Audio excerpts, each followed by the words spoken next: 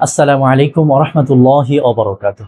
সুপ্রিয় দর্শক শ্রোতা, আপনি কি জাদুতে আক্রান্ত কিনা, জিন্নাতের কোনো আসর আপনার উপরে আছে কিনা, অথবা ওয়াসওয়াসা রোগী কিনা, এই সম্পর্কে জানতে আপনি নিজেই নিজেরটা পরীক্ষা করতে পারেন। এর জন্য কোনো তান্ত্রিকের কাছে অথবা কোনো রাকির কাছে আপনাকে যেতে হবে না। আপনি নিজে নিজে ঘরে বসেই ছোট্ট একটা আমল আছে, এই আমলটা করে নিজেই বুঝে ফেলতে পারবেন। শুধু একটু হিম্মত করবেন, আমলটা একটু ধৈর্য সহকারে শুনেন, অনেক বেশি উপকৃত হবেন ইনশাআল্লাহ। খুবই স্বাভাবিক একটা আমল, খুব সুন্দর ছোট একটা আমল। এই আমলটা করার দ্বারা আপনি বুঝে যাবেন আপনার শরীরে কোনো ধরনের জাদু আছে কিনা, কেউ আপনাকে জাদু করেছে কিনা, অথবা কোনো জিন দ্বারা আপনি আক্রান্ত কিনা, আবার ওয়াসওয়াসা রোগী কিনা, এই সম্পর্কে আপনি জেনে যাবেন ইনশাআল্লাহ। খুবই স্বাভাবিক, খুবই ছোট এবং খুবই সুন্দর একটা আমল। ধৈর্য ধরে ইনশাআল্লাহ ভিডিওটি দেখুন, উপকৃত হবেন। আমরা কথা না বাড়িয়ে সামনে চলে যাই। আপনি প্রথমেই এমন 1 গ্লাস পানি নেবেন। দেখেন আমি 1 গ্লাস পানি নিয়েছি। 1 গ্লাস পানি নেওয়ার পর আপনি পানিটা সামনে রাখবেন। সামনে রেখে আপনি 11 বার দুরূদ ইব্রাহিম পাঠ করবেন। নামাজের মধ্যে যেই দুরূদ শরীফ পড়েন, আল্লাহুম্মা সাল্লি আলা মুহাম্মাদ ওয়া আলা আলি মুহাম্মাদ কামা সাল্লাইতা আলা ইব্রাহিম ওয়া আলা আলি ইব্রাহিম ইন্নাকা হামিদুম মাজিদ। আল্লাহুম্মা বারিক আলা মুহাম্মাদ ওয়া আলা আলি মুহাম্মাদ কামা বারাকতা আলা ইব্রাহিম ওয়া আলা আলি ইব্রাহিম ইন্নাকা হামিদুম মাজিদ। এই যে নামাজের যে দুরূদ আছে, দুরূদে ইব্রাহিম, এই দুরূদে ইব্রাহিমটা আপনি 11 বার পাঠ করবেন। 11 বার দুরূদ শরীফ পড়ার সময় প্রত্যেকবার পড়ার পরে পানিতে ফু দেওয়ার চেষ্টা করবেন। যদি প্রত্যেকবার ফু দিতে না পারেন অথবা না দেন, সমস্যা নেই। 11 বার পাঠ করে তারপরে একবার ফু দিয়ে দিলেই চলবে ইনশাআল্লাহ। দুরূদে ইব্রাহিম 11 বার পাঠ করার পর আপনি 3 বার আয়াতুল কুরসি পড়বেন। এই আয়াতুল কুরসি পারে না এমন কোনো মুসলমান আমার মনে হয় না আছে। থাকতে পারে খুব অল্প সংখ্যক। যদি আপনার দ্বারা এই আমলটা করা সম্ভব না হয়, আপনি অন্যজনের দ্বারাও করাতে পারবেন। অন্যজনেরটা নিজে করে দিতে পারবেন, অথবা নিজেরটা অন্যজন করে দিতে পারবে, কোনো সমস্যা নেই। একটু পরহেজগার মানুষ হলে, আমলদার মানুষ হলে ভালো আর কি। আমলটা খুব পাওয়ারফুল হয়, খুব শক্তিশালী হয়। এজন্য আপনি 3 বার আয়াতুল কুরসি পাঠ করবেন। প্রত্যেক 3 বার আয়াতুল কুরসি পাঠ করার পর অবশ্যই পানির মধ্যে ফু দেবেন।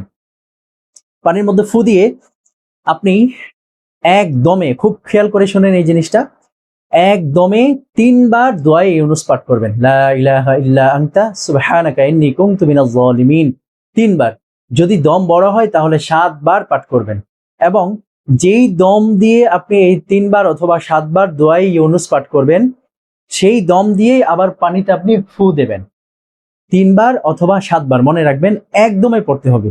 দম মাঝখানে ছাড়ার সুযোগ নাই, ছাড়া যাবে না। 3 বার অথবা 7 বার আপনি পড়ে ওই দম দিয়েই পানির মধ্যে ফু দেবেন। পানির মধ্যে ফু দেওয়ার পর আবার 11 বার আপনি দুরূদে ইব্রাহিম পাঠ করবেন। খুব খেয়াল করে শোনেন, আবার 11 বার দুরূদে ইব্রাহিম পাঠ করবেন। আমি আমলটা আরেকবার বলি খুব সংক্ষিপ্তভাবে। প্রথমে 11 বার দুরূদ শরীফ পানিতে ফু দেবেন, তারপরে 3 বার আয়াতুল কুরসি পড়বেন, প্রত্যেকবার পানিতে ফু দেবেন, তারপর 3 বার অথবা 7 বার দোয়া ইউনুস, অর্থাৎ লা ইলাহা ইল্লা আনতা সুবহানাকা ইন্নী কুনতু মিনাজ জালিমিন, এই দোয়াটা একদমে 3 বার অথবা 7 বার আপনি পাঠ করবেন এবং ওই দমেই আপনি পানির মধ্যে ফু দেবেন। তারপর আবার 11 বার আপনি দরুদ শরীফ পড়ে পানির মধ্যে ফু দেবেন এবং নিয়ত করবেন, আল্লাহ, এই আমলের মাধ্যমে আমার ভিতরে কোনো রকমের জাদু আছে কিনা, অথবা আপনি যাকে খাওয়াতে চাচ্ছেন, যাকে করতে চাচ্ছেন, যাকে সন্দেহ করছেন যে তার ভিতরে হয়তো জাদু থাকতে পারে, আমার ফ্যামিলি মেম্বার হতে পারে অথবা বন্ধু বান্ধব, যে কেউ হতে পারে, আপনি এই আমলটা করে তাকে পানিটা খাওয়াবেন। তো তাকে পানিটা যখন আপনি খাওয়াবেন তখন 2 রকমের পানি রাখবেন। একটা হচ্ছে স্বাভাবিক পানি রাখবেন, আগে এই পানিটা তাকে খাওয়াবেন, যে ওই পানিটা কেমন লাগে সেটা সে ধারণা করলো। তারপরে আপনি এই পানিটা খাওয়াবেন, অর্থাৎ আপনি আমল করে যে ফু দিয়েছেন সেই পানিটা তাকে খাওয়াবেন, অথবা আপনি নিজে হলে নিজে খাবেন। খাওয়ার পর খেয়াল করবেন যে 2টা পানির মধ্যে পার্থক্য মনে হয় কিনা। যদি পার্থক্য মনে হয় তাহলে আপনার ভিতরে কোনো রকমের কোনো সমস্যা আছে, হয়তো জিন্নাতের আসর আছে, নয়তো বা ওয়াসওয়াসা রোগ আছে, অথবা আপনার উপরে জাদুর আসর থাকতে পারে, আপনাকে কেউ জাদু করতে পারে।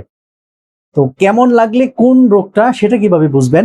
যদি তিতা লাগে অথবা আঠালো লাগে, তিতা অথবা আঠালো যদি লাগে, তাহলে আপনি বুঝবেন যে আপনার ভিতরে জিনের সমস্যা আছে।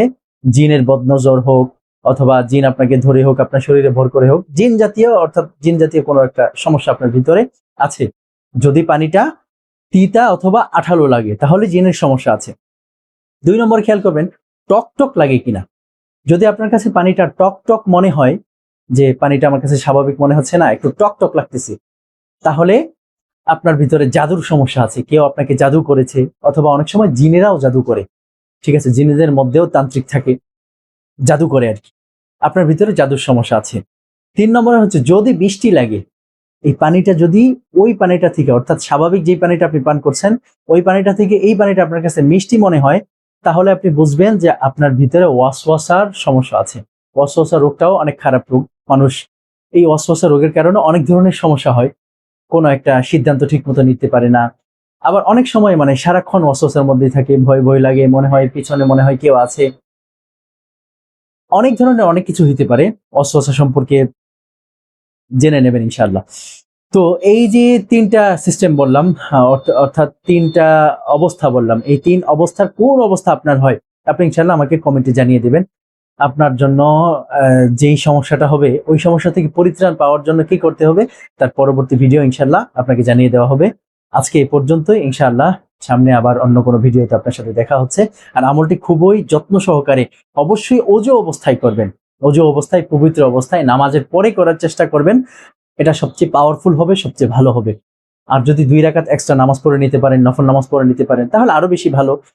আসলে আল্লাহ পাকের কাছে সাহায্য চাইবেন নামাজের মাধ্যমে। নামাজ পড়ে যদি আপনি এই আমলগুলো করেন, অবশ্যই অবশ্যই আপনি ফায়দা পাবেন ইনশাআল্লাহ। আল্লাহ রাব্বুল আলামিন আপনার ভিতরে থাকা সমস্ত জাদুকে ধ্বংস করে দেন। আর আপনাকে যারা জাদু করার প্ল্যান করে অথবা জাদু করেছে তাদেরকে আল্লাহ রাব্বুল আলামিন হেদায়েত দান করেন, না হয় ধ্বংস করে দেন ইনশাআল্লাহ। আপনার অবস্থাটা কি হয় অবশ্যই আমাদেরকে ইনশাআল্লাহ কমেন্টে জানাবেন অথবা ইমেইলে জানাবেন।